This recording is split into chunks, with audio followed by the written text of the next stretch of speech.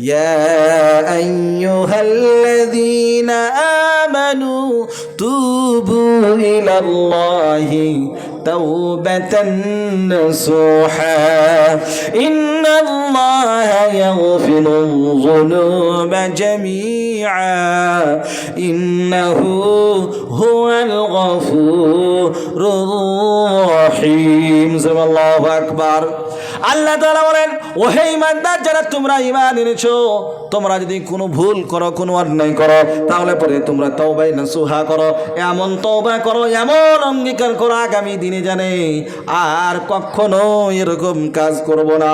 নিশ্চয় আল্লাহ তাআলা ক্ষমাশীল এবং আল্লাহ তাআলা তিনি ক্ষমা করবেন তার বান্দাকে। জোরে বলেন সুবহানাল্লাহ। ভাইরা আমার, আপনি যদি সত্যিকারের তওবা করেন, তওবা নসুহা করেন, আপনার তওবাটা আল্লাহ তাআলার দরবারে কবুল হয়ে যায়। আল্লাহ তাআলা বলেন, ওয়া মান ইউবাদদিলুল্লাহু সাইয়্যাতিহিম হাসানাত ওয়া কানাল্লাহু গফুরুর রহিমা।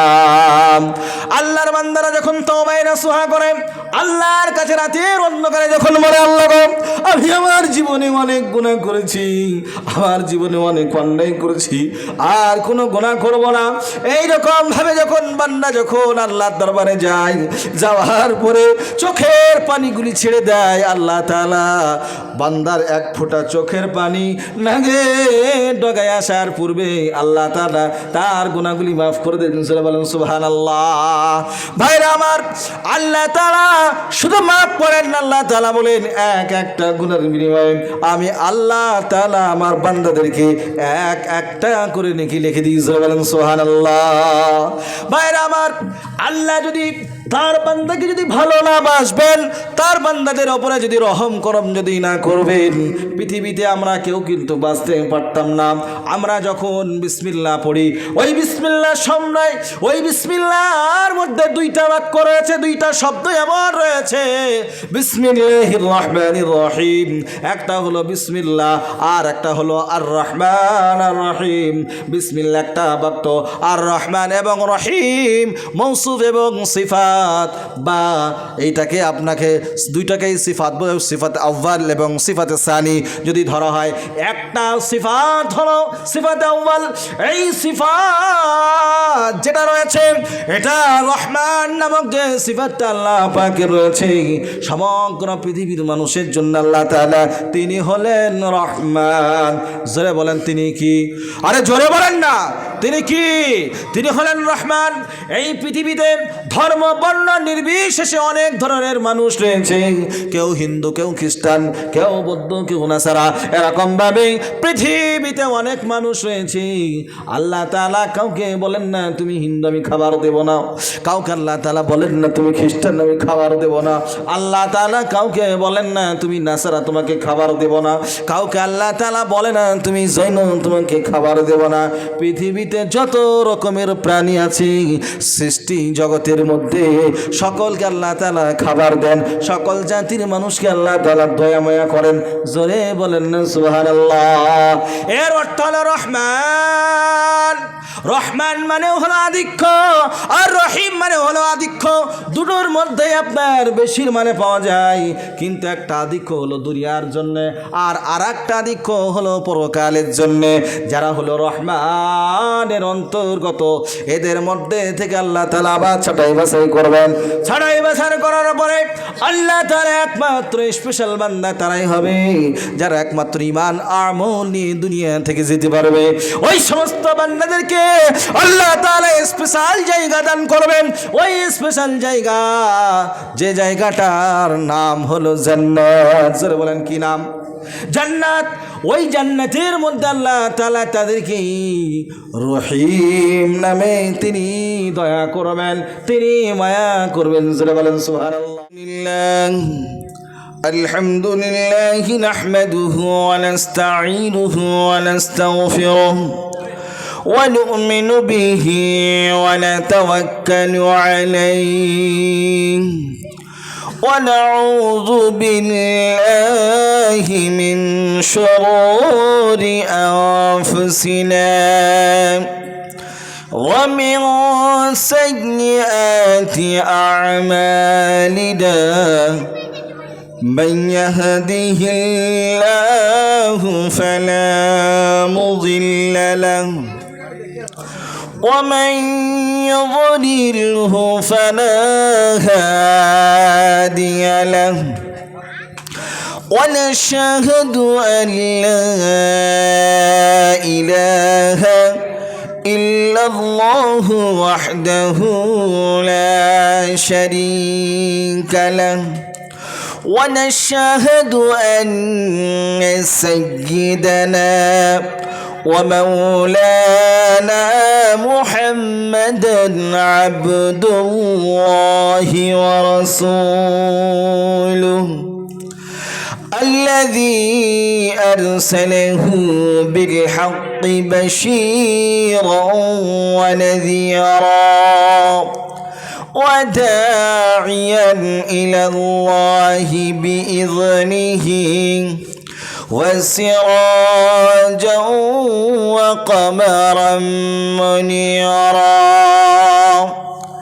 فقد قال الله تبارك وتعالى في كلامه المجيد وفي فرقان الحميد সকলে আমরা একসঙ্গে এক স্বরে সুর মিলিয়ে আমরা পড়ি আউযু বিল্লাহি মিনাশ শাইতানির রাজিম বিসমিল্লাহির রাহমানির রহিম ইন্নাল্লাহা ওয়া মালাইকাতাহু يصلون على النبي يا أيها الذين آمنوا صلوا عليه وسلموا تسليما আমরা সকলেই মুহাব্বতের সঙ্গে পৃথিবীর সর্বশ্রেষ্ঠ সর্বোৎকৃষ্ট দুরূদটা পড়ি, যে দুরূদটা আমরা সলাতের মধ্যে পড়ি। সকলে পড়ি আল্লাহুম্মা সাল্লি আলা মুহাম্মাদ ওয়া আলা আলি মুহাম্মাদ কামা সাল্লাইতা আলা ইব্রাহিম ওয়া আলা আলি ইব্রাহিম إنك حميد مجيد اللهم بارك على محمد وعلى آل محمد كما باركت على إبراهيم وعلى آل إبراهيم إنك حميد مجيد আলহামদুলিল্লাহ। যাবতীয় উপাসনা ও আরাধনা ও সমুদয় প্রশংসা সেই বিশ্ব নিয়ন্তার প্রতি নিবেদিত হোক, যিনি মহিয়ান গরিয়ান সর্বশক্তিমান অনন্ত অসীম দয়ালু কৃপাবান। সমগ্র সৃষ্টিজীব যার করে গুণগান, যার বিনা অনুমতিতে চন্দ্র সূর্য উদিতও হয় না, অস্তও যায় না।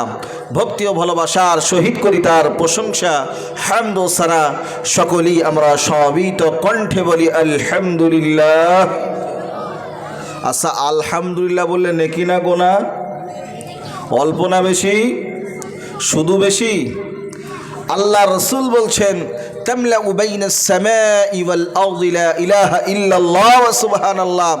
একবার যখন বান্দা সুবহানাল্লাহ বলবে, আলহামদুলিল্লাহ বলবে, আল্লাহর প্রশংসা বাক্য পাঠ করবে, আল্লাহ তাআলা আসমানের যত খালি জায়গাগুলি আছে সব জায়গাগুলি নেকির দ্বারাই বান্দার পরিপূর্ণ করে দেন। যারা বলেন সুবহানাল্লাহ।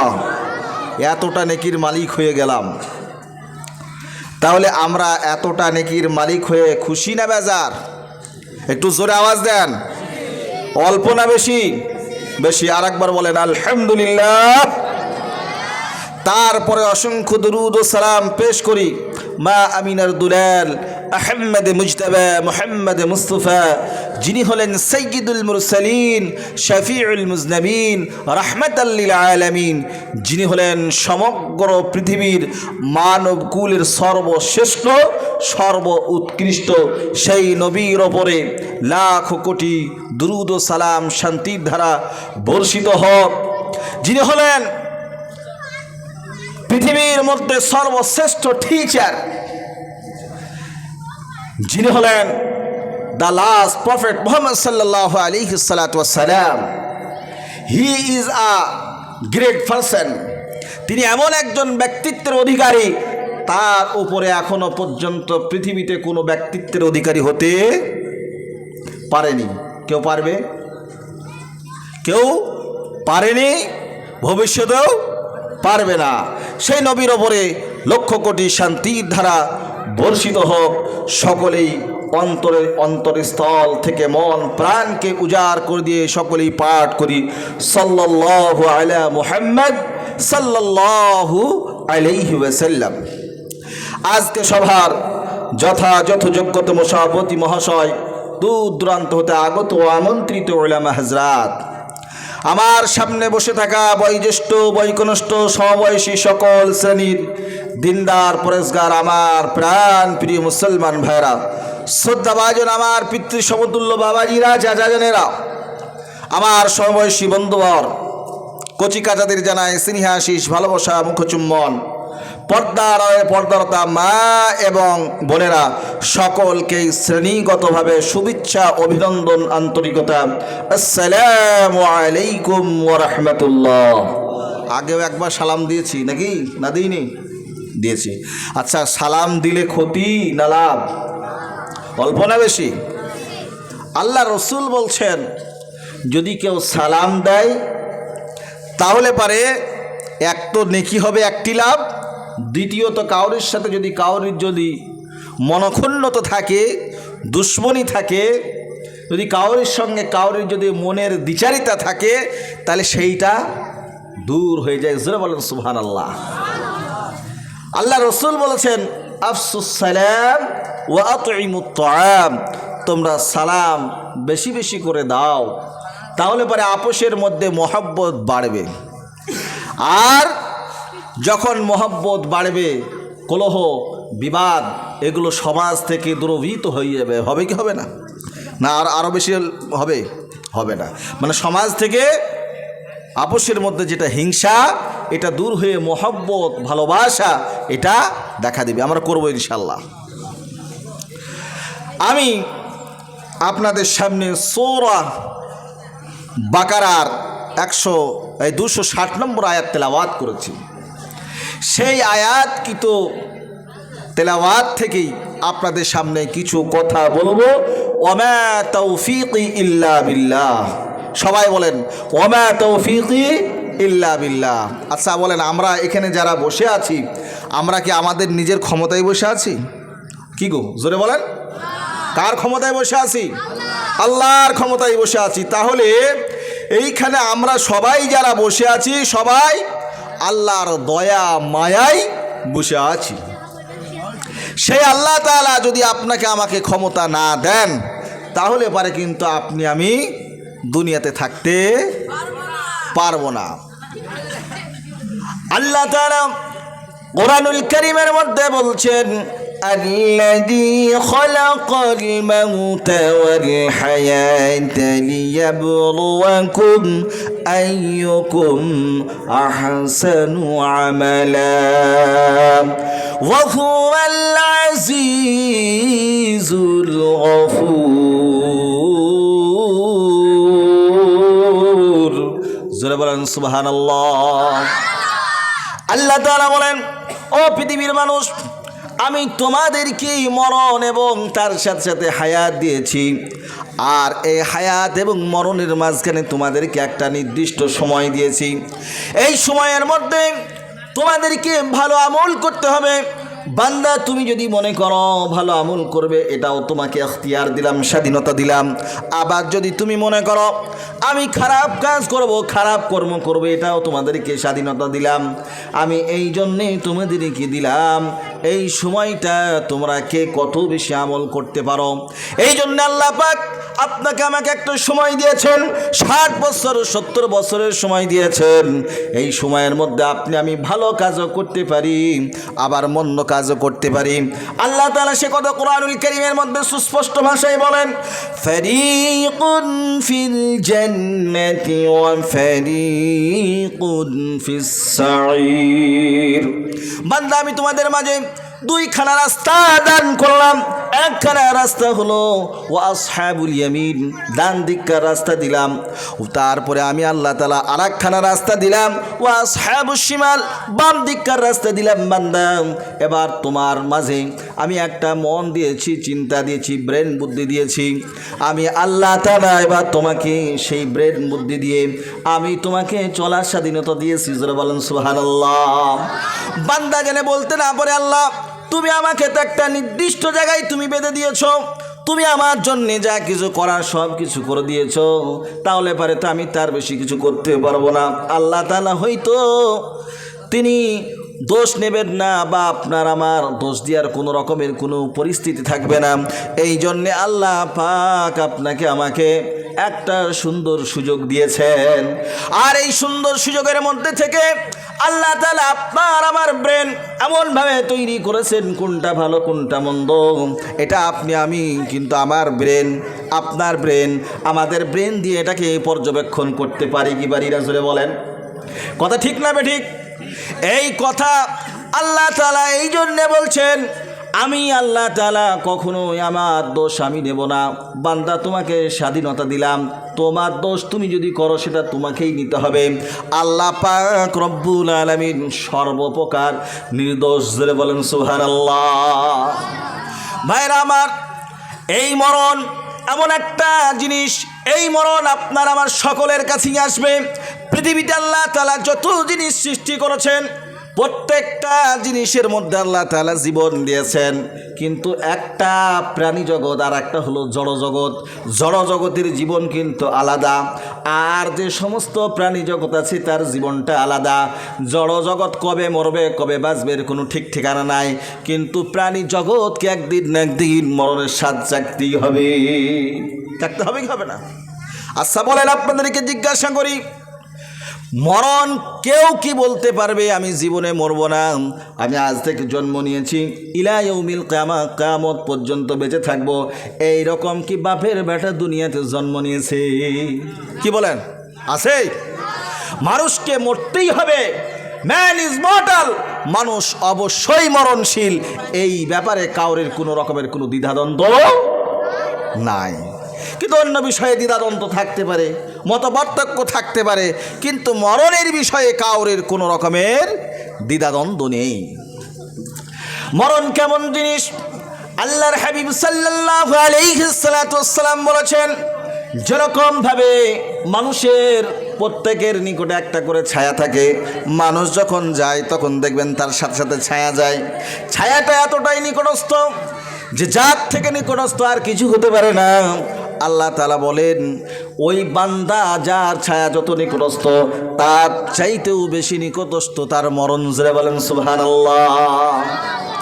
মানুষের মরণ এরকম, মানুষ যদি মরণকে স্মরণ করে তাহলে পারে তার জীবনে কিন্তু অন্য কোনো কাজ করা, খারাপ কাজ করা তার পক্ষে কখনো সম্ভব হবে না। যে সমস্ত মানুষের মধ্যে মরণের ভয় থাকবে সে কখনো পাপ কাজ করতে পারবে না, অন্যায় করতে পারবে না, রাহাজানি করতে পারবে না, চিন্তাই করতে পারবে না। আল্লাহ তাআলা কোরআনুল কারীমের সূরাতুল ইমরানের আল্লাহ তাবারক ওয়া তাআলা 185 নম্বর আয়াতের মধ্যে আল্লাহ তাআলা বলেন, পারা নম্বর 4, সূরার নাম সূরাতুল ইমরান, আয়াত নম্বর 185।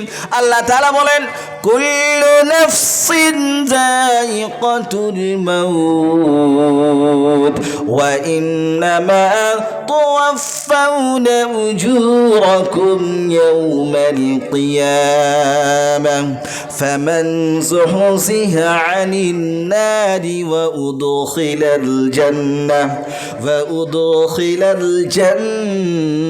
الجنة فقد فاز وما الحياة الدنيا إلا متاع الغرور।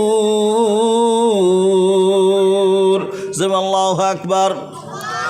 আল্লাহ তাআলা বলেন আমি মরণ সম্বন্ধে 3টা আয়াত আমি আল্লাহ তাআলা নাজিল করেছি। একটা আয়াত আল্লাহ তাআলা পারা নম্বর 4-এর মধ্যে নাজিল করেছেন, আর একটা আল্লাহ তাআলা 17 পারার মধ্যে নাজিল করেছেন, আর একটা আল্লাহ তাআলা 21 নম্বর পারার মধ্যে নাজিল করেছেন। আচ্ছা বলেন এই আয়াতগুলোর ব্যাখ্যা বিশ্লেষণ আপনারা শুনতে চান কি চান না? কোরআনের আয়াত দিয়ে তরজমা ব্যাখ্যা বক্তব্য ভালো লাগে কি লাগে না? আচ্ছা বলেন কোরআন যার তিনি সত্য না মিথ্যা জোরে বলেন। কোরআন যিনি নাজিল করেছেন ওই আল্লাহ তাআলাও সত্য, তার কোরআনও সত্য।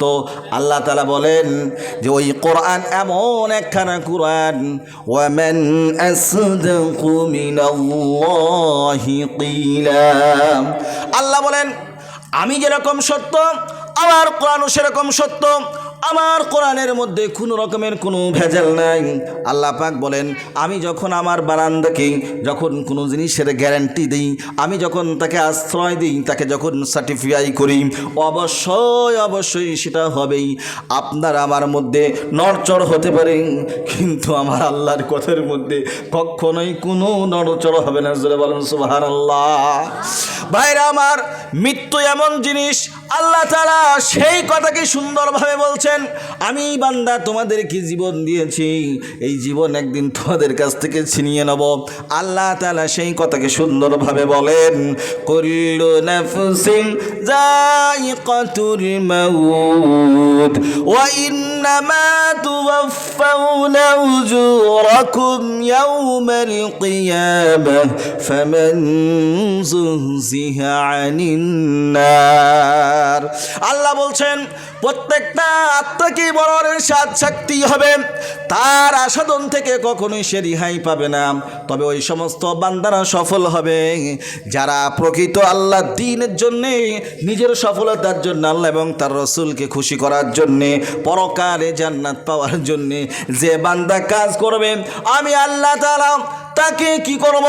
তার বিনিময় দুনিয়াতেও দান করব, এবং দুনিয়া থেকে যাওয়ার পরে এমন একটা জায়গায় নিয়ে যাব যে জায়গাটার জন্যে বান্দা এতদিন ধরে কান্নাকাটি করলো, এতদিন ধরে সেই ইবাদত বান্দেগি করলো, ওই বান্দার জন্যে সব চাইতে বড় পুরস্কার দান করব। জাহান্নাম থেকে বাঁচাই আমি তাকে জান্নাত দেব। বলেন সুবহানাল্লাহ। আল্লাহ তাআলা বলেন ওয়া উদখিলাল জান্নাতা ফাকাদ ফাজ। আর ওই জায়গাটা এমন একটা জায়গা যে জায়গায় বান্দা যাবে, জান্নাত নামক জায়গায় যাওয়ার পরে বান্দার জন্য সবচাইতে বড় পুরস্কার, সবচাইতে বড় প্রাপ্তি ওই জান্নাতটাই হবে। বান্দার যত রকমের কষ্ট, দুঃখ, ক্লেশ সব কিছু ভুলে দিয়ে আল্লাহ জান্নাতে যাওয়ার পরে তার সুখ, তার আরাম আয়েশ পেয়ে বান্দা ভুলে যাবে। বলেন সুবহানাল্লাহ।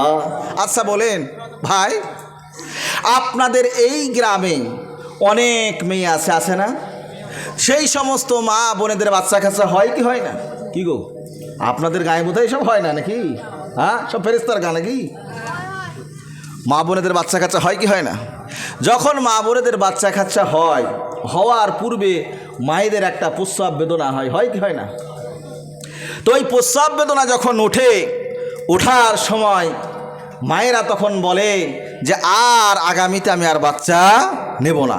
কিন্তু যখন ওই মায়ের যখন বাচ্চাটা প্রস্রাব হওয়ার পরে সন্তানের মুখটাকে দেখার পরে আমার মায়েরা, আমার বোনেরা সব কিছু ভুলে যে সন্তানকে চুমা দেয়, সন্তানকে আদর করে। বলেন সুবহানাল্লাহ।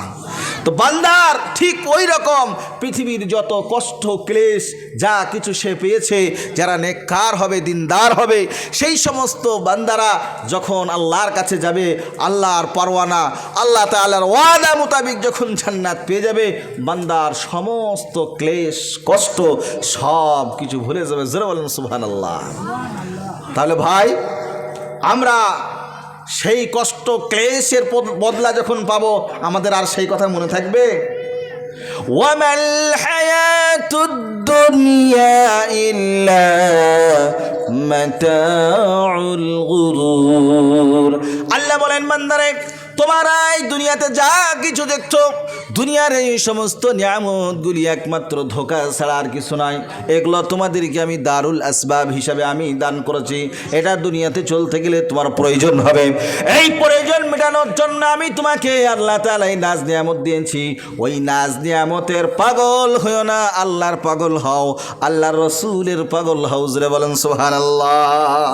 ভাইরা আমার, আল্লাহ তাআলা অপর একটা জায়গায় আল্লাহ তাআলা বলেন, পারা নম্বর 17 সূরার নাম সূরাতুল আম্বিয়া আয়াত নম্বর 35। আল্লাহ তাআলা বলছেন, কুল্লু নাফসিন যায়িকাতুল মাউত ওয়া নাবলুকুম বিশ-শাররি ওয়াল খায়রি ফিতনাহ ওয়া ইলাইনা তুরজাউন।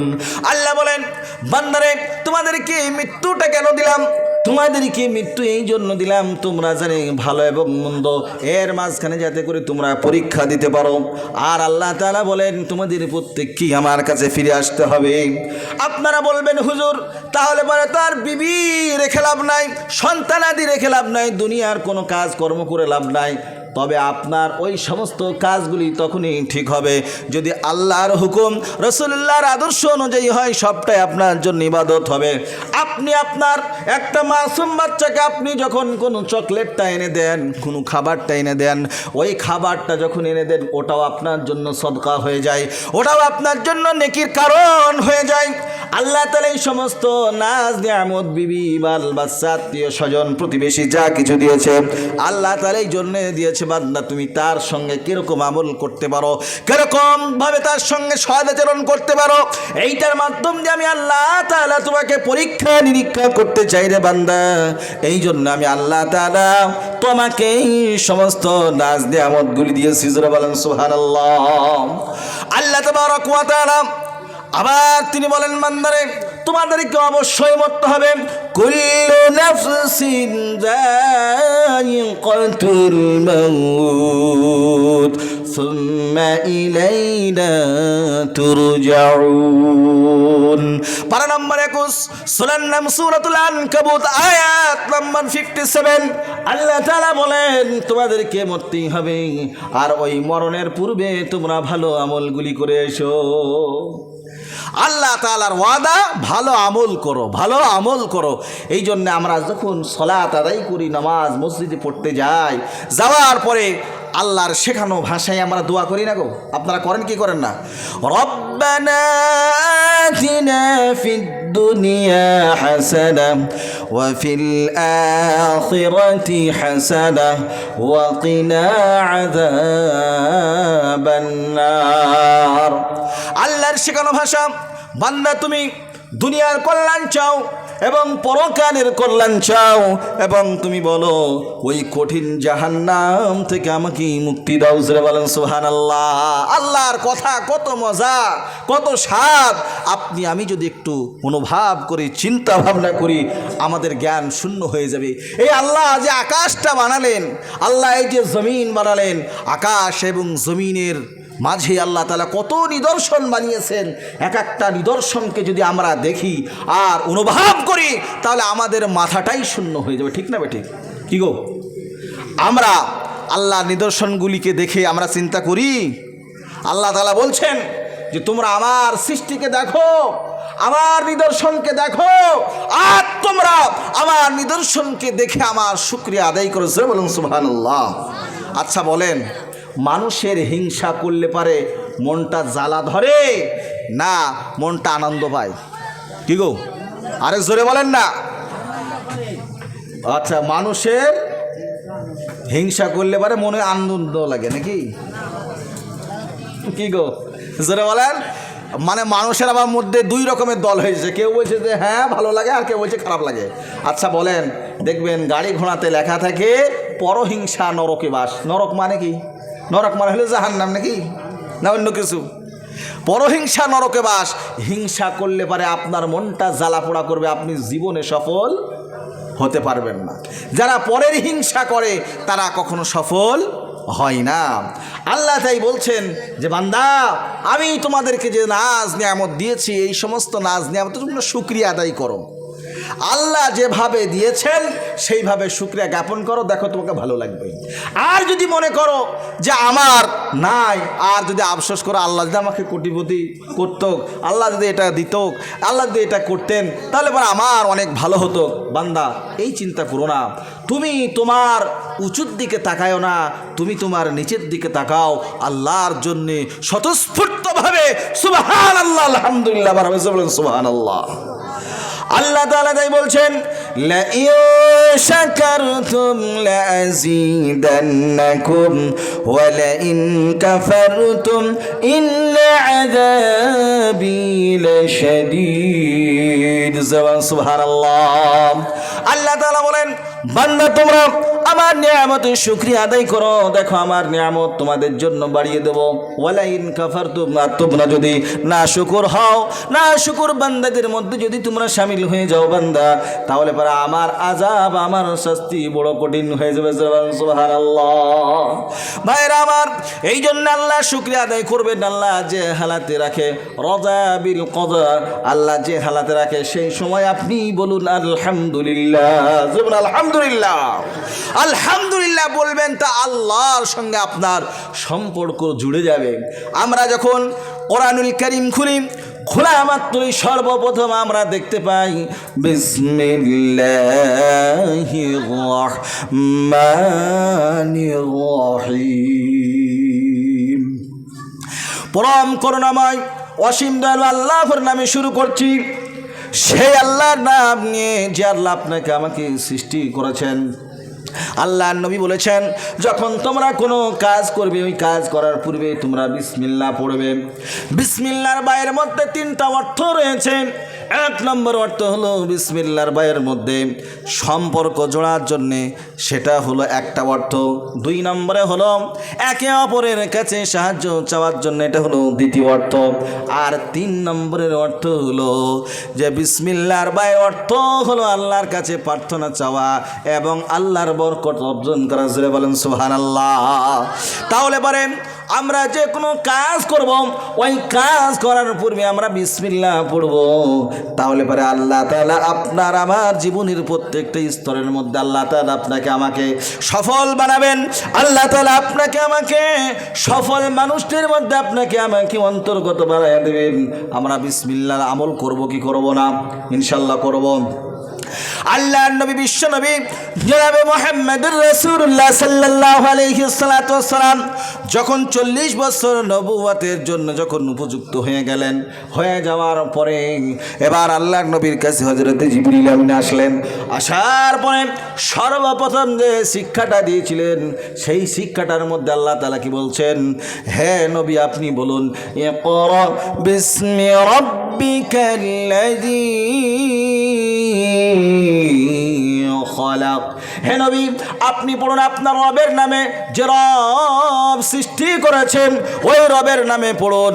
সেই দিন থেকে যে কোনো কাজ যখন করবেন, প্রত্যেকটা কাজের পূর্বে আপনাকে আমাকে বিসমিল্লাহ বলে শুরু করতে হবে। আমরা করব ইনশাআল্লাহ। ভাইরা আমার, যে কথা আপনাদের সামনে আলোচনা করতেছিলাম, কথাটা হলো কি, মরণ নিয়ে আলোচনা করতেছিলাম। ওই মরণ সম্পর্কে আপনাদেরকে একটা আয়াত বলবো। এই আয়াত থেকে ইনশাআল্লাহ আমার বক্তব্যকে ইতি করব। আপনারা অনেক নবী পয়গম্বর আলাইহিস সালাতু ওয়াস সালাম গণের নাম শুনেছেন। আপনারা নাম শুনেছেন জাতির পিতা হযরত ইব্রাহিম আলাইহিস সালাতু ওয়াস সালামের। হযরত ইব্রাহিম আলাইহিস সালাতু ওয়াস সালামকে আল্লাহ তাআলা তার পরিভাষায় বলেছেন মিল্লাতা আবিকুম ইব্রাহিম হুয়া সাম্মাকুমুল মুসলিমিন। হযরত ইব্রাহিম আলাইহিস সালাতু ওয়াস সালাম তিনি হলেন আপনার আমার জাতির পিতা। আর তিনি যেমন তেমন মানুষ ছিলেন না, তিনি ছিলেন আল্লাহর পয়গম্বর। আল্লাহর পয়গম্বর, জোরে বলেন সুবহানাল্লাহ। হুয়া সাম্মাকুমুল মুসলিমিন। আর তিনি হলেন আপনার আমার জাতির পিতা, তার নাম রাখা হয়েছিল। জোরে বলেন আল্লাহু আকবার। হযরত ইব্রাহিম আলাইহিস সালাতু ওয়াস সালাম আল্লাহকে একদা বলছেন, ওগো আল্লাহ, وَإِذْ قَالَ إِبْرَاهِيمُ رَبِّ أَرِنِي كيف تحيي الموتى قال أولم تؤمن قال بلى ولكن ليطمئن قلبي قال فخذ أربعة من الطير فسرهن إليك ثم اجعل على من كل جبل ثم ادعهن يأتينك سعيا واعلم أن الله عزيز حكيم الله أكبر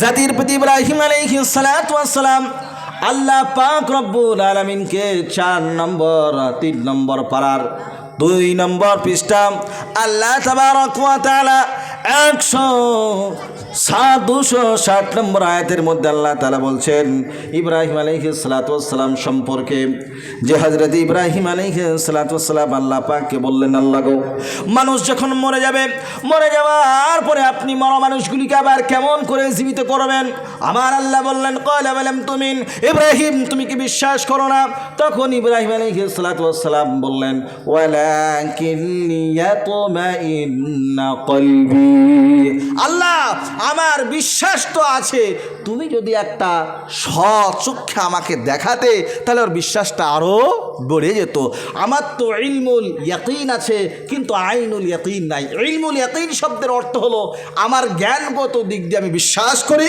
কিন্তু চক্ষুগত দিক দিয়ে আমি দেখতে চাই জোরে বলুন সুবহানাল্লাহ হযরত ইব্রাহিম আলাইহিস সালাতু ওয়াস সালামকে আল্লাহ পাক বললেন ইব্রাহিম তুমি 4খানা পাখিকে ধরো আর ওই 4খানা পাখিকে ধরার পরে তুমি ঠিক সেগুলোকে তুমি পোষ মানাও সেগুলোকে তোমার নিজের বাধ্যবাধকতার মধ্যে নিয়ে এসো নিয়ে আসার পরে সেগুলোকে তুমি জবাই করো জবাই করার পরে সেগুলোর হাড় হুড্ডি মাংস যেগুলো আছে সবগুলিকে একত্রিত করো একত্রিত করার পরে ওই সমস্ত হাড় হুড্ডিগুলিকে তুমি করবে কি 4টি পাহাড়ের উপরে যে 4 জায়গায় রেখে আসবে রেখে আসার পরে তারপরে সেগুলোকে ডাক দিবে দেখবে অটোমেটিক আপন আপন জায়গায় আপন আপন স্থানে তার হাড় হুড্ডি তার বডিগুলি সমস্ত সব কিছু লেগে যাবে জোরে বলেন সুবহানাল্লাহ ভাইরা আমার মরণ এমন একটা জিনিস মরণকে নিয়ে মানুষ তো ভয় করেছে নবী এবং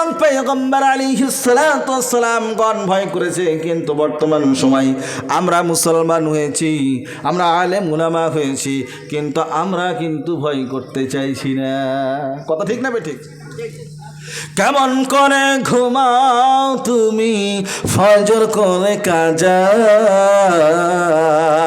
এমন তো হতে পারে জোহরে জানাজা রে এমন তো হতে পারে জোহরে জানাজা কেমন করে ঘুমাও তুমি ফজর করে কাজা এমন তো হতে পারে তোমার জোহরে জানাজা এমন তো হতে পারে জোহরে জানাজা কথা ঠিক না ঠিক জোরে বলেন তাহলে আপনার আমার মরণের কোনো নিশ্চয়তা নাই মরণ অবশ্যই হবে সেই মরণ দেখে নবীরা পর্যন্ত ভয় করেছে সেই মরণকে দেখে পূর্বেকার যারা আসলাফ ছিলেন উলামায়ে কেরাম ছিলেন আল্লাহওয়ালা ছিলেন তাও পর্যন্ত ভয় করেছে কিন্তু আমরা বর্তমান সময়ের মানুষ আমরা ভয় করছি না মরণ যে কত মারাত্মক জিনিস আল্লাহ রসুল বলেছেন মরণকে তোমরা বেশি করে স্মরণ করো তাহলে পারে তোমাদের আমলগুলি ঠিক হবে কি হবে জোরে বলেন আমলগুলো ঠিক হবে তোমাদের ভালো আমল করার তোমাদের প্রবণতা তৈরি হবে এই জন্যে মরণকে বেশি বেশি করে স্মরণ করা এটা আপনাকে আমাকে অবশ্যই করতে হবে তাহলে পরে পাপ কাজ কখনো হবে না খারাপ কাজ কখনো হবে না অন্যায় কাজ কখনো হবে না আজ সমাজের বুকে রাহাজানি ছিনতাই মাস্তানি বদমাইশি গুন্ডামি এগুলো বেড়েছে না কমেছে আগে তো চোর ডাকাত ছিল কিন্তু এখনকার মতন চোর ডাকাত আর তখনকার চোর ডাকাতের মধ্যে পার্থক্য ছিল কি ছিল না কি গো, এখন তো কলমের খোঁচায় কোটি কোটি টাকা লুটপাট হয়ে যাচ্ছে, হচ্ছে কি হচ্ছে না? আর আগে মানুষ পেটের দায়ে চুরি করত, আর এখন কিভাবে বড় লোক হব, কয়দিনে কোটিপতি হব, তার জন্য এখন চুরি করছে কলমের খোঁচা দিয়ে। তো এই জন্যে এই সমস্ত মানুষের চলাফেরা করা আর আগেকার মানুষের চলাফেরা করা দুটোর মধ্যে বহুত কিছু পার্থক্য ছিল, ছিল কি ছিল না? বর্তমান সময়ে মানুষ আভিজাত্য নিয়ে পাগল হয়েছে। বর্তমান সময়ের মানুষ নিজের স্ট্যাটাসকে বজায় রাখার জন্যে বিভিন্ন রকমের পন্থা অবলম্বন করছে। আচ্ছা বলেন, আপনি যত রকমের স্ট্যাটাস আপনি বজায় রাখেন, যতটাই আপনি সম্ভ্রান্ত মানুষকে দেখান, আপনার এই সম্ভ্রান্ত সমসাময়িক মানুষ আপনাকে রেসপেক্ট করবে, সম্মান করবে, পরবর্তী সময়ে আপনার পিছনে গালি দিবে। কথা ঠিক না বেঠিক? কি গো, গালি দিবে কি দেবে না? মানুষ নেতাদেরকে সাবাস দেয়, নেতাদেরকে ভালো বলে, সামনে বলে, আর পিছনে গালিগালাজ করে। করে কি করে না? আমার নেতা, তোমার নেতা অমুক আর তমুক, এই স্লোগান দেয়। আর নেতাও মনে করে আমি একটা বিরাট ব্যাপারে বিরাট হনু হয়ে গেলাম, দিয়ে দেখা গেল শেষবেলায় কদিন বাদ দিয়ে ও আবার ফুরুত হয়ে গেল। কথা ঠিক না ঠিক? তাহলে পরে এই সম্মান কিন্তু চিরস্থায়ী নয়। আপনি আল্লাহর হুকুম, রাসূলুল্লাহর আদর্শকে বাস্তব জীবনে বাস্তবায়ন করেন, আপনাকে মানুষ দুনিয়াতেও সম্মান করবে, আর আল্লাহ তাআলা তার সম্মান মর্যাদাকে আল্লাহ তাআলা আখিরাতেও দান করবে। সুবহানাল্লাহ।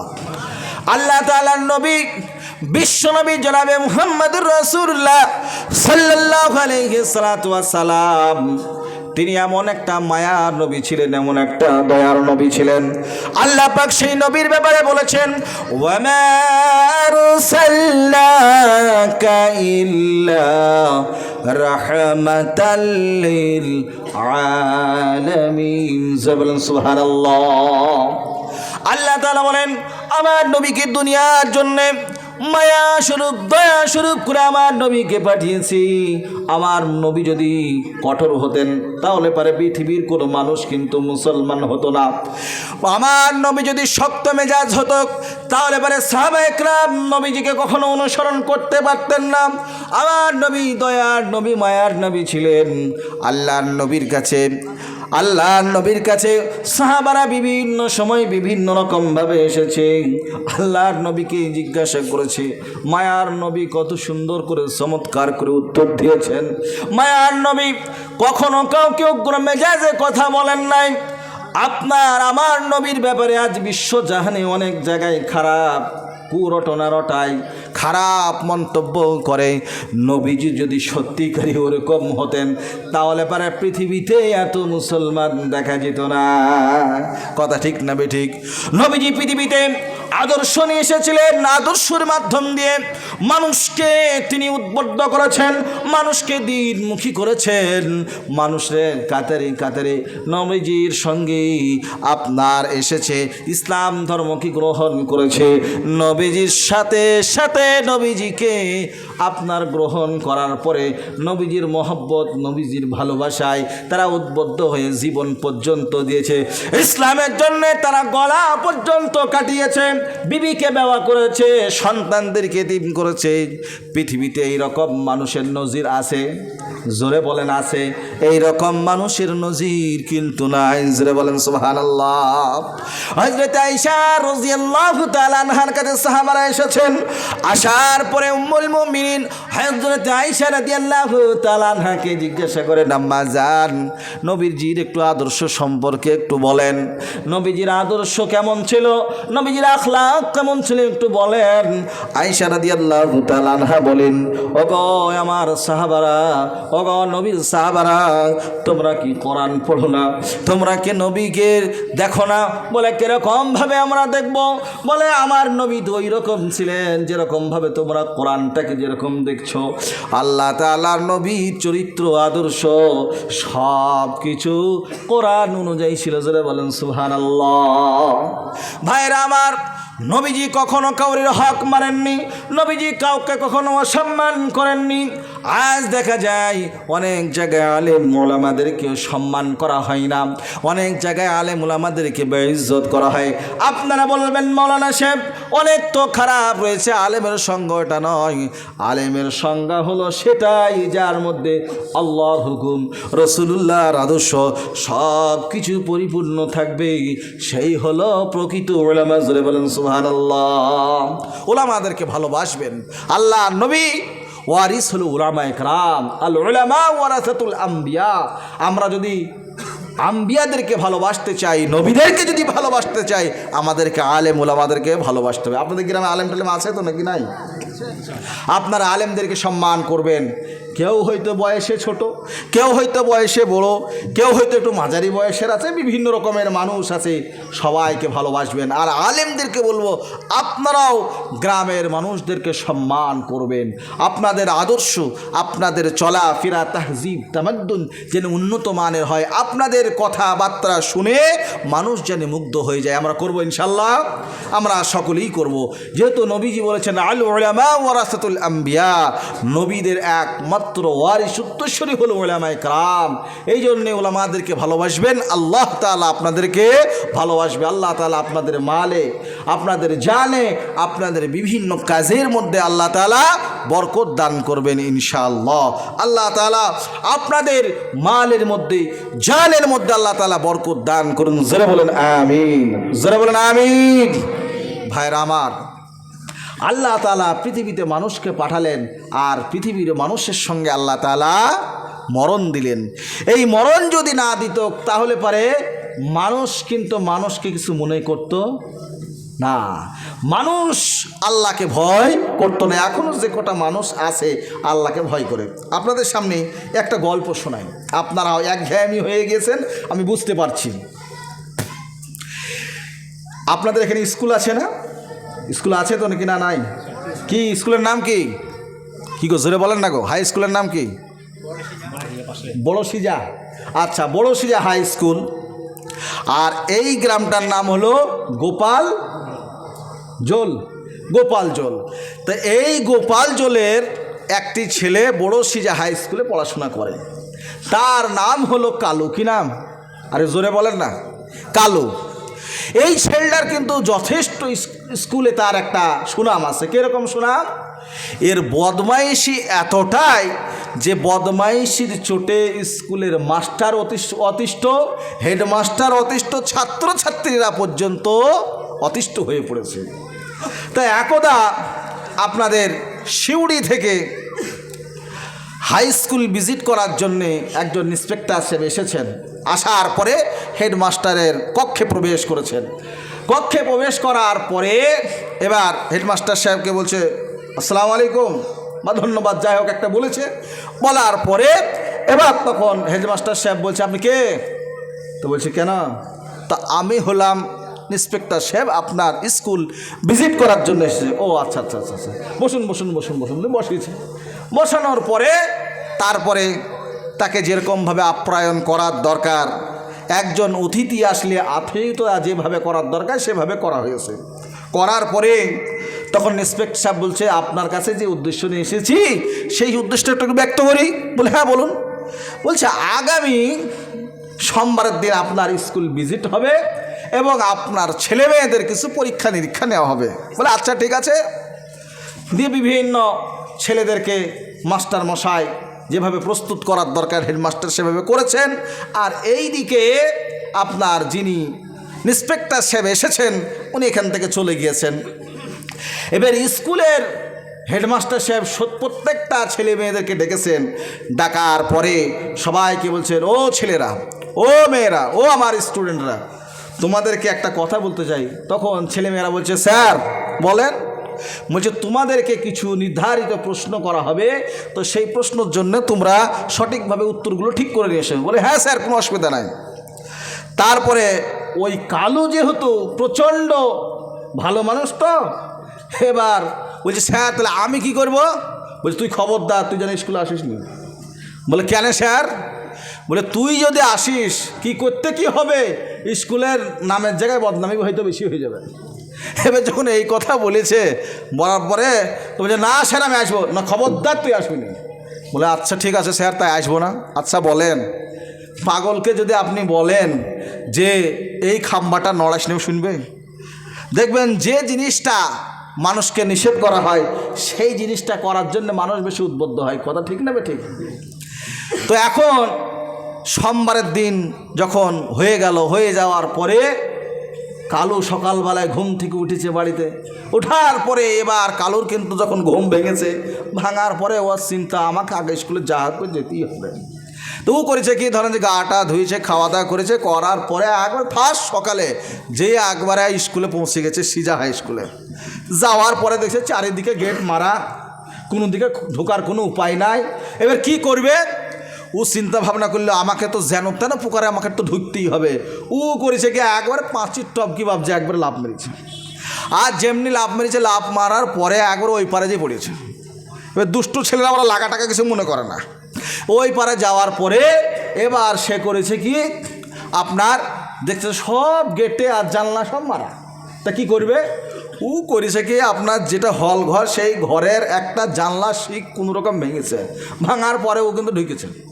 ঢোকার পরে সামনের দিকে যেখানে টিচাররা বসেন সেই জায়গায় একটা বড় টেবিল থেকে দেখবেন, সেই টেবিলের তলে ও কিন্তু চিৎপাত হয়ে শুয়ে গেছে। স্কুলের যথারীতি যে সময়, সেই সময় অনুযায়ী স্কুল কিন্তু দারোয়ান সাহেব বা স্কুলের কর্তৃপক্ষ যারা থাকেন তারা খুলেছে। খোলার পরে একটা নির্দিষ্ট সময়ের মধ্যে মাস্টার এবং যে সমস্ত শিক্ষক যারা আছেন তারা সবাই এসেছেন, ছাত্রছাত্রী সবাই এসেছে। আসার পরে ওই বড় হল রুমে গেছে। বড় হল রুমে যাওয়ার পরে এবার তখন ওই যে ইন্সপেক্টর সাহেব উনি আসবেন, তো উনি ঠিক যথারীতি তার সময় মতো তিনিও এসেছেন। আসার পরে মাস্টারদেরকে নমস্কার বা সালাম যেটা আদব অনুযায়ী দেওয়ার দরকার সেটা দিয়েছে। দেওয়ার পরে এবার তারপরে বলছে, তাহলে আপনার ছাত্রছাত্রী সবাই রেডি তো? তাহলে আমি প্রশ্ন শুরু করি। বলে হ্যাঁ স্যার শুরু করেন। বলছে তাহলে আমি তোমাদেরকে জিজ্ঞাসা করি যে আচ্ছা বলো দেখি, পৃথিবীতে এমন কি জিনিস আছে যে জিনিসটার নাম হলো একটাই কিন্তু বিভিন্ন নামে তাকে ডাকে? এবার তখন ফার্স্ট বেঞ্চের যে ছেলেগুলো ছিল তারা কেউ পাচ্ছে না। ফার্স্ট বেঞ্চ পারে না, সেকেন্ড বেঞ্চ পারে না, থার্ড বেঞ্চ পারে না, ফোর বেঞ্চ পারে না, কেউই পারে না। মাস্টাররা চিন্তা ভাবনা করছে এই প্রশ্নের উত্তর তো আমাদেরও জানা নাই, তাহলে আমরা কী করে উত্তর দেবো? এবার তারপরে কালু তখন ওই টেবিলের তলে বাবা বসে আছে, ওর তো মাথা গরম বাবা। আর ও তখন দেখছে যে এই উত্তর তো কেউ দিতে পারবে না। ও টেবিল মেবিল ছেড়ে একদম উঠে পড়েছে। উঠার পরে এবার তখন বলছে স্যার আমি বলবো। আর হেডমাস্টার বলছে এই চুপ বস তুই। এবার তখন বলছে না স্যার আমি বলবো। তখন যিনি ইন্সপেক্টর সাহেব উনি বলছেন স্যার ওই ছেলেটা কি বলছে একটু দেখেন না। বলছে কালু তুই পারবি? বলছে হ্যাঁ স্যার আমি পারবো। এবার তখন বলছে আচ্ছা বলো দিনি, পৃথিবীতে একটাই জিনিস বিভিন্ন নামে ডাকে, তার নামটা কি? এবার তখন বলছে স্যার তার নামটা হইল চুল। এবার তখন ইন্সপেক্টর বলছে ওরে সর্বনাশ, এই উত্তর তো আমিও জানি না। ও আবার কোন অ্যাঙ্গেল থেকে প্রশ্নের উত্তর দিচ্ছে রে বাবা, বুঝতে পেরেছেন? এবার তখন বলছে যে বাবা আর কি বলো দেখি। তখন বলছে যে চোখের ভুরু। বলছে যে তাও তো ঠিক, একটাই তো জিনিস। বলছে তারপরে কি? তারপরে বলছে গপ। তারপরে কি? বলছে তারপরে দাড়ি। তারপরে কি? তখন বলছে তারপরে বুকের চেয়ারি। হেডমাস্টার একবারে জোড়হাত করে উঠেছে, বলছে বাপ কালু তুই আর রামিস নি রে বাপ। তাইছে এবার যখন ওই কথা বলেছে, বলার পরে তখন ইন্সপেক্টর সাহেব বলছে যাক আপনাদের এইখানে যতগুলো ছেলে মেয়ে ছিল আপনারা মাস্টারও দেখলাম, কিন্তু কেউ কিন্তু উত্তর দিতে পারেনি। ই কিন্তু উত্তর একটা দিয়েছে এক অ্যাঙ্গেল থেকে ঠিক, কিন্তু আমার যেটা প্রশ্ন অ্যান্সার সেটা কিন্তু হয়নি। বলে কি স্যার? বললো হলো সেটা হলো নদী। নদীকে বিভিন্ন নামে ডাকে, কথা ঠিক না ঠিক? কি গো, কেউ বলে গঙ্গা, কেউ বলে যমুনা, এই রকম কেউ ভাবে আপনার ভৈরব, কেউ বলে ভাগীরথী, বলে কি বলে না, কিন্তু জিনিস একটাই, নাম হলো বিভিন্ন। আচ্ছা বলেন এই যে বর্তমান সময়ে আমাদের যুবক যারা, তারা এতটাই নিচে নেমে গিয়েছে, যুবক যুবতী আর মান সম্মান ইজ্জত বলে কোনো কিছুই নাই, মরণের ভয় বলে কোনো কিছুই নাই। কথা ঠিক না ঠিক? আপনারা বুঝতে পেরেছেন কথাটা? তাহলে পারে এই রকম যদি সমাজ যদি দিন দিন নষ্ট হয়ে যায়, তাহলে পারে আগামী দিনে আমরা আর সমাজে মানুষ তো দেখব, রূপে মানুষ থাকবে, কিন্তু মানুষের মানুষত্ব শেষ, জোরে বলেন, শেষ হয়ে যাবে। তাহলে কি আমরা কি এই মানুষ তৈরি করব? না, আমরা মানুষের মনুষ্যত্ব তৈরি করব, মানুষও তৈরি করব, মানুষের মনুষ্যত্বও তৈরি করব। জোরে বলেন ইনশাআল্লাহ। আরে জোরে বলেন না ইনশাআল্লাহ।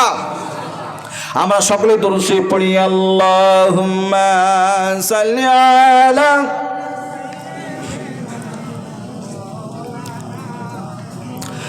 ওয়া আলা আলি সাইয়্যিদিনা মাওলানা মুহাম্মদ। এসেছো একা যাইবা একা, সঙ্গে কিছু যাইবে না। এসেছো একা যাইবা একা, সঙ্গে কিছু যাইবে না। যাই যদি শুধু তোমার যাবে তোমার নিজের পবিত্র আমলখানায়। আল্লাহুম্মা, জোরে মোহাব্বতের সঙ্গে, সাল্লি আলা সাইয়্যিদিনা মাওলানা মুহাম্মদ ওয়া আলা আলি সাইয়্যিদিনা মাওলানা মুহাম্মদ।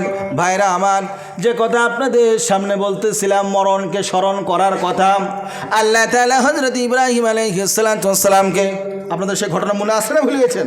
কি গো, হযরত ইব্রাহিম আলাইহিস সালামের কথা আপনাদের সামনে বলছিলাম যে আল্লাহ তাআলা ইব্রাহিম নবীকে বললেন, চারখানা পাখিকে আপনি ধরুন।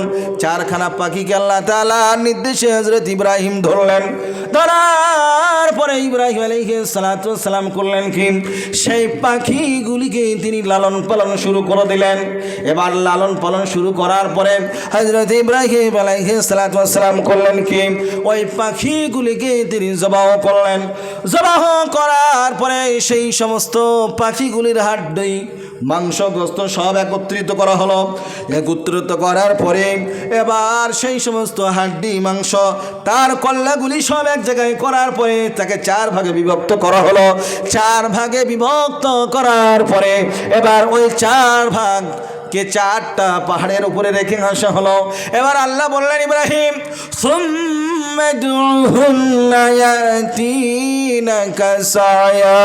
ইব্রাহিম রে, এবার তুমি ওই পাখিগুলিকে তুমি ডাক দাও, দেখো যেরকম পূর্বে ছিল অটোমেটিকলি ওই রকম হয়ে যাবে। আকাশের উপরে হযরত ইব্রাহিম আলাইহিস সালাম দেখতেছেন ওই পাখিগুলি অটোমেটিক আপন আপন জায়গায় তার পায়ের জায়গায় পা লেগে যাচ্ছে, আপনার পাখনার জায়গায় পাখনা লেগে যাচ্ছে, মাথার জায়গায় মাথাগুলি লেগে যাচ্ছে। এরকম ভাবে আপন আপন জায়গায় যখন লেগে যাচ্ছে, লেগে যাওয়ার পরে ওই পাখিগুলি অটোমেটিক ইব্রাহিম আলাইহিস সালামের কাছে আসলো।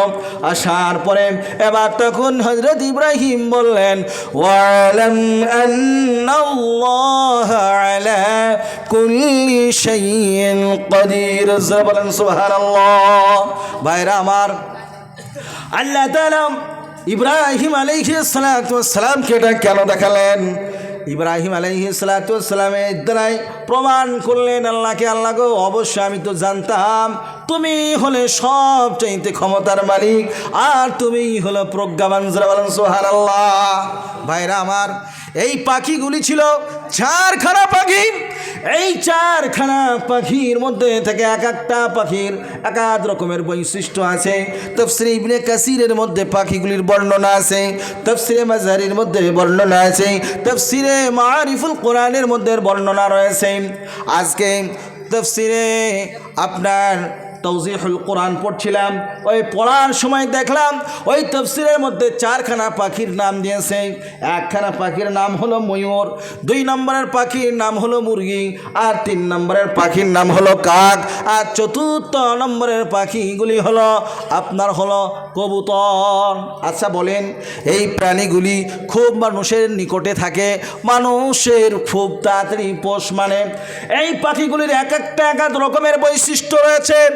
আল্লাহ তাআলা কোনো রকমের কথা এমনি এমনি বলেন না। আল্লাহ যে কথাগুলি বলেন প্রত্যেকটা কথার মধ্যে আল্লাহ তাআলা সায়েন্টিস্ট লিখেছেন, প্রত্যেকটা কথার মধ্যে আল্লাহ তাআলা বিজ্ঞান লিখেছেন, প্রত্যেকটা কথার মধ্যে আল্লাহ তাআলা যুক্তি রেখেছেন। যারা বলেন সুবহানাল্লাহ। ভাইরা আমার, আল্লামা কামালউদ্দিন দিনবী রহমতুল্লাহ আলাইহি তিনি একটা কিতাব লিখেছেন, যে কিতাবটার নাম হলো হায়াতুল হায়াওয়ান। এই হায়াতুল হায়াওয়ানের মধ্যে উনি বর্ণনা করছেন, ওই কিতাবের মধ্যে তিনি লিখতেছেন কাকের বৈচিত্র্য এবং কাকের বৈশিষ্ট্য আর মানুষের বৈচিত্র্য এবং বৈশিষ্ট্যর মধ্যে একটা সামঞ্জস্য আছে। আপনারা বলবেন হুজুর কিরকম ধরনের বৈশিষ্ট্য? সেটা হলো মানুষের মধ্যে যেরকম লোভ লালসা বিরাজ করে, ঠিক কাকের মধ্যে ওই রকম বিরাজ করে। যেরকমভাবে কাক দেখবেন সারাদিন ছুটাছুটি করে, মানুষও দেখবেন সারাদিন ছুটাছুটি করে। মানুষ দেখবেন আপনার সারাদিন ইনকাম করার পরে রাতের বেলাও যখন হয়ে যায় তারপরেও কিন্তু ইনকামের পেছন ছাড়ে না। দেখবেন ঠিক কাক ওই রকম রাত্রি হয়ে যাওয়ার পরেও সেও কিন্তু দুনিয়া তালাশ করতে ছাড়ে না। এরকমভাবে আল্লাহ তাআলা ইব্রাহিম আলাইহিস সালাতু ওয়াস সালামকে বোঝালেন যে আমি যে পাখিটা আমি দিলাম, ওই পাখিগুলির মধ্যে যে সমস্ত পাখিগুলি আমি দিলাম, ওই সমস্ত পাখির মধ্যে আমি আল্লাহ তাআলা এক এক ধরনের এক একটা বৈশিষ্ট্য দিয়েছি। আল্লাহ তাআলা তাই বলেন কাকের বৈশিষ্ট্য আর মানুষের বৈশিষ্ট্য এক। কথা ঠিক না ঠিক? আচ্ছা দেখবেন কাক ফজরের সময় যখন আমরা নামাজ পড়তে উঠি, উঠার পরে দেখবেন মানুষ না উঠতে নাই তো কাক উঠে বসে আছে আর কা কা শুরু করে দিচ্ছে, মানে ও বলছে আমার মালের দরকার, মালের দরকার, মাল দাও। ঠিক না ঠিক? কি গো ঠিক না ঠিক? ও দেখবেন একবারে ফজরের আগে উঠে বসে থাকে। আর মেয়ে ছেলেরা যেমনি দেখবেন একবার গোস্ত কুটলে এক টুকরা হয়তো এমনি করে ফেলে দিল, আবার 4-5টা কাক এসে একবার কাকা শুরু করে দিল। কথা ঠিক না ঠিক? তো ওই কাক ওই যে ফজরের পর থেকে ও শুরু করে ওর কাজ, সন্ধ্যা হয়ে যাবে দেখবেন যখন আমাদের রমজান মাস আসে, ওই রমজান মাস আসার সময় দেখা যায় যে মেয়ে ছেলেরা বাড়ির যখন খাবার দাবার রান্না বাড়া করে তখনও কাকা করে। আবার যখন বাড়ির লোক যখন আসে, আসার পরে বাড়ির লোকজন দেখে যে ওখানেও কাক কা কা করে। তো এই কাকা আপনার সন্ধ্যা পর্যন্ত চলতেই থাকে। তো তার ব্যাপারটা কীরকম, তার সিস্টেমটা কীরকম একটু শোনেন। দেখেন কাক সকালবেলায় এক টুকরা হয়তো মা বোনের একটু মাছের টুকরা ফেলে দিল, সেটা নিয়ে চলে গেল। আবার হয়তো একটু বেলা হলো তখন আবার মা বোনেরা ফেললো, তখন হয়তো চলে গেলো। আবার হয়তো কোনো কসাই ভাই দেখলেন যে গোশত জবাই করেছে, আপনার কোনো গরু জবাই করেছে কিংবা অন্য কোনো পশু জবাই করেছে, করার পরে দেখা যাবে সেখান থেকে হাড় হুড্ডি যেটা পায় সেটা নিয়ে ছুটে। আর ও করে কি দেখবেন যে সমস্ত আপনাদের দেশে মাটির বাড়ি আছে, মাটির ফুকরা আছে, আপনারা কি বলেন, ফুকরা বলেন না কি বলেন, তা ফাটল বলেন। ওই ফাটলের মধ্যে দেখবেন কখনো হাড় আছে, কখনো মাছের কাটা আছে। যখন ঘর বাড়ি বাঁধবেন তখন দেখবেন যে ওর মধ্যে ওই সমস্ত মালগুলো আছে। আর আপনারা বলবেন এর মধ্যে এই মাল আসলো কী করে? আসলে ওই মাল আপনি থননি, আমি থইনি, ওই মাল রেখেছে ওই কাকে। ও কাক মনে করে এখন আর খাবো না, পরে খাবো। আবার নিয়ে যাই আবাদ হয়, এখন খাবো না পরে খাবো, এখন খাবো না পরে খাবো, এই করতে করতে সন্ধ্যে পর্যন্ত সময় চলে যায়, খাওয়ার কিন্তু আর সময় হয় না। দেখবেন গরিব মানুষ যারা, তারা সারাদিন খাটাখাটনি করে, রাতের বেলায় মগরিবের পর খাওয়া দাওয়া করে, ক্লান্ত শরীর খাওয়া দাওয়া করে ঈশার নামাজ যারা পড়ার তারা পড়ে, অমনি সঙ্গে সঙ্গে ঘুমিয়ে যায়। আবার ভোরবেলায় হয়, ফজরের আজান হয়, তখন উঠে পড়ে আবার কাজে চলে যায়। এদের কোনো চিন্তা ভাবনা থাকে না। ঠিক ওই কাকের মতন বড় লোক মানুষ যারা, সবাই না, ভালো মানুষও আছে, সবাইকে খারাপ বলা যাবে না। আল্লাহ তাআলা পৃথিবী সৃষ্টি করেছেন ভালো এবং মন্দ সব কিছু দিয়ে সৃষ্টি করেছেন। তো দেখবেন তখনও দেখা যায় যে কিছু মানুষ আছে সারা দিন ইনকাম করছে, রাতের বেলায় ইনকাম করছে, আবার রাত্রেবেলায় শুয়ে চিন্তা করছে অমুক টাকাটা কোন জায়গায় লাগাবো, অমুক টাকাটা কোন জায়গায় প্রয়োজন। মানে রাতের বেলা আবার চিন্তা করছে যে ব্যবসা তো 4টে হলো, আর 4টে কবে হবে। এরকম মানুষ আছে না নাই? আবার কিছু কিছু মানুষ এরকমও আছে, ও আবার নামাজের মধ্যে যেয়ে আপনার দোকানের হিসাব করে, এরকম মানুষ আছে না নাই? দেখবেন যত রকমের শয়তানি চিন্তা সব নামাজের মধ্যে, ঠিক না? ঠিক, মানে নমাজেও আমাদেরকে শয়তান ছাড়ছে না। ইন্না শাইতান আলিল ইনসানি আদুউম মুবিন, নিশ্চয় শয়তান হলো মানুষের প্রকাশ্য, আরে জোরে বলেন না, দুশ্মন। তাহলে আমরা সেই দুশ্মনের মুরিদ হব, বায়াত হব, না আমরা আল্লাহ এবং তার রসুলের অনুগামী হব? কোনটা হব জোরে বলেন? আল্লাহ এবং তার রসুলের অনুগামী হব ইনশাআল্লাহ, জোরে বলেন। তো ভাইয়েরা আমার, তো মানুষ দেখবেন ওই নমাজের মধ্যে যেও দোকানের হিসাব, তো একটা কাহাওয়াত আছে, একটা প্রচলন কথা আছে যে এক লোক প্রত্যেক দিন নামাজ পড়তে যায়, আর ওই নমাজে 4 রেকাত নামাজ পড়ে জোহরের, আর 4 রেকাত নামাজে 4টা দোকানের হিসাব করে। কয়টা? 2টা। তো একদিন ইমাম সাহেব হঠাৎ ভুল করেছে।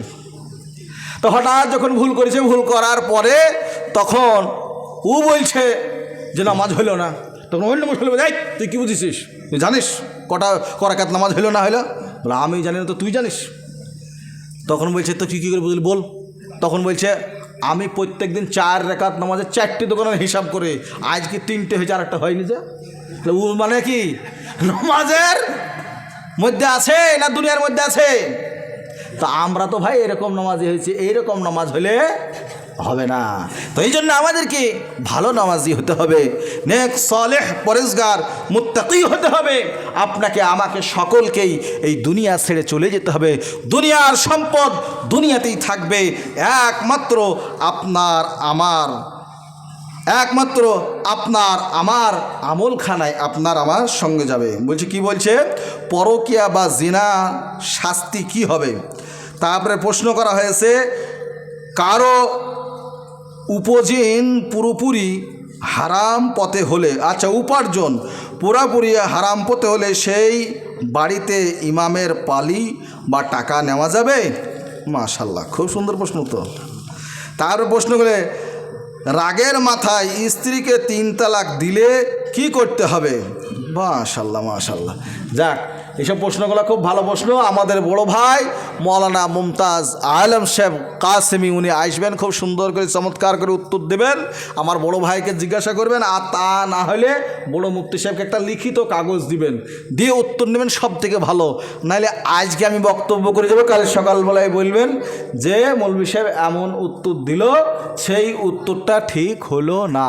আর যখন কাগজে কলমে লিখে উত্তরটা দেওয়া হবে, সে আপনার কথাটাও নোট করা থাকবে, আর আমার লিখিত কথাও নোট করা থাকবে, এবং যেখান থেকে ফতোয়াটা দিবে সেইটাও নোট করা থাকবে, কোনো সমস্যা হবে না। কথা ঠিক না ঠিক?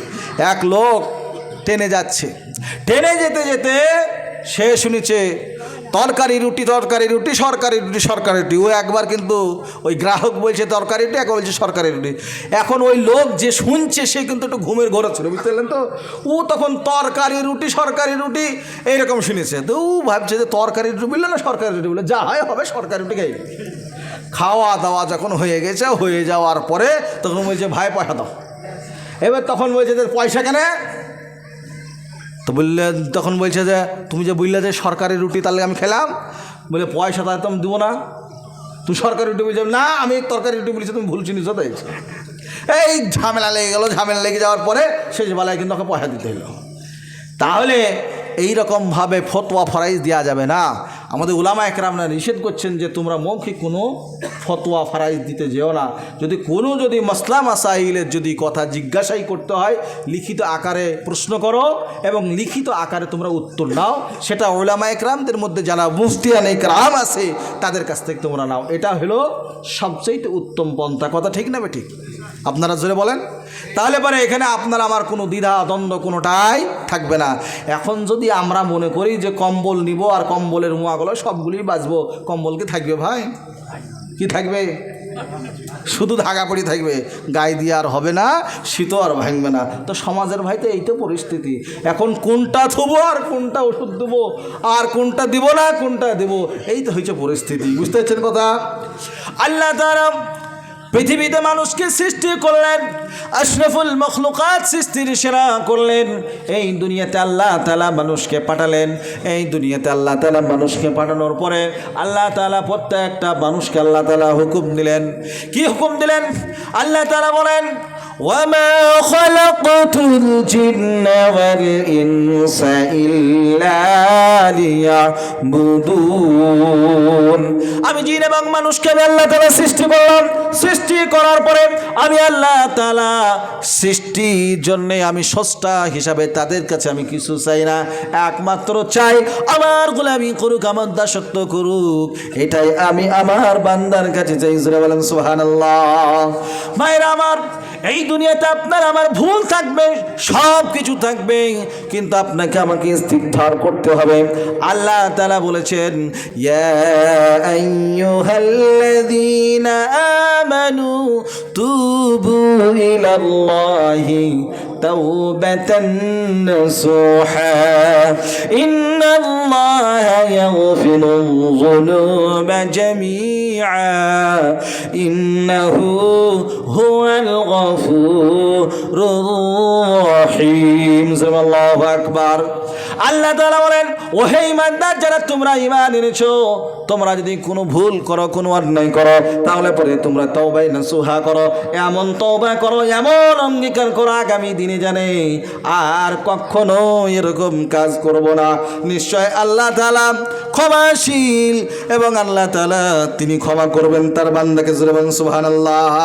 ভাইরা আমার, আপনি যদি সত্যিকারের তওবা করেন, তওবায়ে নাসুহা করেন, আপনার তওবাটা আল্লাহ তাআলার দরবারে কবুল হয়ে যায়। আল্লাহ তাআলা বলেন, ওয়া মান ইউবাদদিলুল্লাহু সাইয়্যাতিহিম হাসানাত ওয়া কানাল্লাহু গফুরুর রহিমা। আল্লাহর বান্দারা যখন তওবায়ে নাসুহা করে, আল্লাহর কাছে রাতের অন্ধকারে যখন বলে, আল্লাহ গো, আমি আমার জীবনে অনেক গুনাহ করেছি, আমার জীবনে অনেক অন্যায় করেছি, আর কোনো গুনাহ করব না। এইরকম ভাবে যখন বান্দা যখন আল্লাহর দরবারে যায়, যাওয়ার পরে চোখের পানিগুলি ছেড়ে দেয়, আল্লাহ তাআলা বান্দার এক ফোঁটা চোখের পানি নাগে ডগায় আসার পূর্বে আল্লাহ তাআলা তার গুনাহগুলি মাফ করে দেন। বলেন সুবহানাল্লাহ। ভাইরা আমার, আল্লাহ তাআলা শুধু মাফ করেন না, আল্লাহ তাআলা বলেন এক একটা গুনাহের বিনিময়ে আমি আল্লাহ তাআলা আমার বান্দাদেরকে এক একটা করে নেকি লিখে দিই। বলেন সুবহানাল্লাহ। ভাইরা আমার, আল্লাহ যদি তার বান্দাকে যদি ভালো না বাসবেন, তার বান্দাদের ওপরে যদি রহম করম যদি না করবেন, পৃথিবীতে আমরা কেউ কিন্তু বাঁচতে পারতাম না। আমরা যখন বিসমিল্লাহ পড়ি, ওই বিসমিল্লাহ সময় ওই বিসমিল্লাহর মধ্যে দুইটা বাক্য রয়েছে, দুইটা শব্দ এমন রয়েছে, বিসমিল্লাহির রহমানির রহিম। একটা হলো বিসমিল্লাহ, আর একটা হলো আর রহমান আর রহিম। বিসমিল্লাহ একটা বাক্য, আর রহমান এবং রহিম মৌসুফ এবং সিফাত, বা এইটাকে আপনাকে দুইটাকেই সিফাত, সিফাত আউয়াল এবং সিফাতে সানি যদি ধরা হয়। একটা সিফাত হলো সিফাতে আউয়াল, এই সিফাত যেটা রয়েছে এটা রহমান নামক যে সিফাতটা আল্লাহ পাকের রয়েছে, সমগ্র পৃথিবীর মানুষের জন্য আল্লাহ তাআলা তিনি হলেন রহমান। জোরে বলেন তিনি কি? আরে জোরে বলেন না, তিনি কি? তিনি হলেন রহমান। এই পৃথিবীতে ধর্ম বর্ণ নির্বিশেষে অনেক ধরনের মানুষ রয়েছে, কেউ হিন্দু, কেউ খ্রিস্টান, কেউ বৌদ্ধ, কেউ নাসারা, এরকম ভাবে পৃথিবীতে অনেক মানুষ রয়েছে। আল্লাহ তাআলা কাউকে বলেন না তুমি হিন্দু আমি খাবার দেব না, কাউকে আল্লাহ তাআলা বলেন না তুমি খ্রিস্টান আমি খাবার দেব না, আল্লাহ তাআলা কাউকে বলেন না তুমি নাসারা তোমাকে খাবার দেব না, কাউকে আল্লাহ তাআলা বলে না তুমি জৈন তোমাকে খাবার দেব না। পৃথিবীতে যত রকমের প্রাণী আছে সৃষ্টি জগতের মধ্যে সকলকে আল্লাহ তাআলা খাবার দেন, সকল জাতির মানুষকে আল্লাহ তাআলা দয়া মায়া করেন। জোরে বলেন না সুবহানাল্লাহ। এর অর্থ হলো রহমান। রহমান মানে হলো আধিক্য, আর রহিম মানে হলো আধিক্য।